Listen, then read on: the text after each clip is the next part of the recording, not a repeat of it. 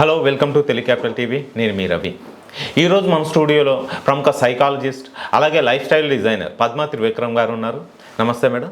నమస్తే రవి గారు. మేడం, సమిష్టి తత్వం అంటే ఏంటి? ఇప్పుడు సమిష్టి తత్వం అంటే ఏం లేదండి, ఇదివరకు ఇవన్నీ ఉండేవి, మనకి ఈ మధ్యకాలంలో అవన్నీ తగ్గిపోతున్నాయి.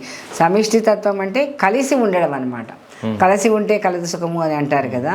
సో అలాగా సమిష్టిగా ఉండడం అంటే అందరూ కలిసి ఒక జట్టు, టీమ్ స్పిరిట్ అంటారు కదా.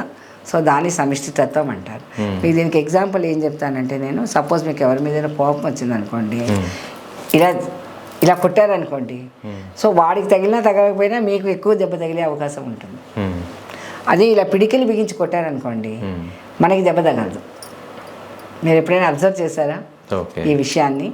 సో సమిష్టిగా ఉన్నప్పుడు ఏమవుతుందంటే మనం సెక్యూర్డ్గా ఉంటాం, సేఫ్గా ఉంటాం, అంతేకాని భయంగా అది ఉండమన్నమాట. సో ఎప్పుడు కూడా అందుకే ఇదివరకు ఉమ్మడి కుటుంబాలని, ఇదివరకు కాలంలో జాయింట్ ఫ్యామిలీస్ అని అనేవాళ్ళు కదా. సో ఎవరికి ఏ సమస్య వచ్చినా కూడా అందరూ నిలబడి దాన్ని పరిష్కరించుకోవడాన్ని సమిష్టి తత్వం అంటారు. ఇప్పుడు ఏంటంటే నువ్వెవరు, నా సమస్య నా ఇష్టం, నేను ఇలాగే ఉంటాను అన్న సంకుచిత తత్వం ఈ మధ్య బాగా జనాల్లో పెరిగిపోయింది మన సమాజంలో. ఇప్పుడు చూడండి, మనము ఒక ఎగ్జాంపుల్ మీకు చెప్తాను ఈ సమిష్టి తత్వం గురించి. సపోజ్ మనము బళ్ళ మీద అరటిపండ్లు అవి అమ్ముతారు కదా, కొన్ని విడివిడిగా పెడతారు. మనం కానీ గెలలోంచే మనం తీసుకుంటాం అరటిపండుని, అంతేగాని విడిగా ఉన్న అరటిపండు తీసుకుంటారా ఎవరైనా? తీసుకోరుగా. ఆ గెలలో మంచివా పచ్చివా పండువా అనేసి చూసి ఆ గెలలోంచి మనం తీసుకుంటాం. అలాగే మనం ఒక పెళ్లి భోజనాలకు వెళ్తాం, వెళ్ళినప్పుడు పాత్రలు నిండుగా ఉంటే యూ ఫీల్ టు టేక్, అందుకని అడుగున ఉన్నవి మనం తీసుకోవడానికి ఇష్టపడతామా?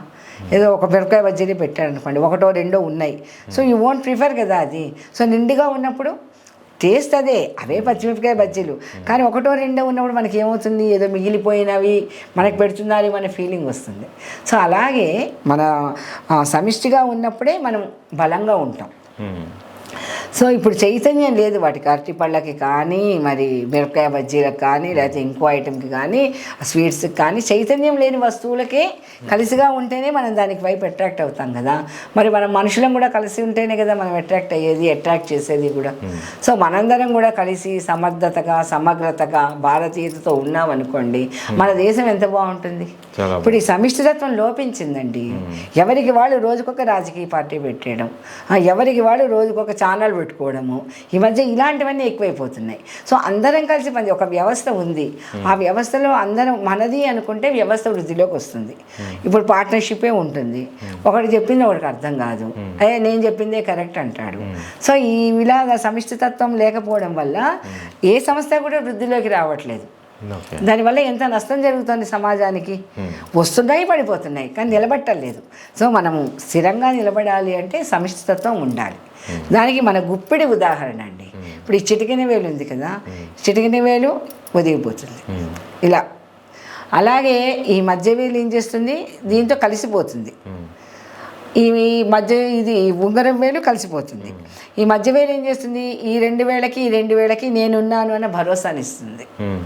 అలాగే చూపుడు వేలు జాగ్రత్త, ఖబర్దార్, నా జోలికి వచ్చావంటే అని చెప్పి చెప్తుంది. సో వీటన్నిటినీ కల్పించేది బొటకని వేలు. సో మన గుప్పిడి మనకి ఇన్ని పాఠాలు నేర్పిస్తుంది కదా, సమిష్టిగా ఉంటే ఎంత బలం అని. సో కొంతమందికి 6 వేళ్ళు ఉంటాయి, మీరు అబ్జర్వ్ చేశారో లేదో. కొంతమందికి 6వ వేలు కూడా వస్తుంది, అది ఎందులోనూ కలవదు.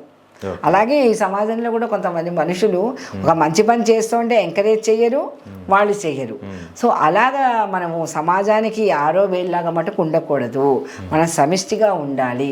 వీలైతే అందరినీ కలిపేటట్టుగా బటకని వేలులాగా ఉండాలి అన్నది సూచించేదాన్ని సమిష్టి తత్వం అంటారు. చాలా అద్భుతంగా చెప్పారు madam. Thank you so much.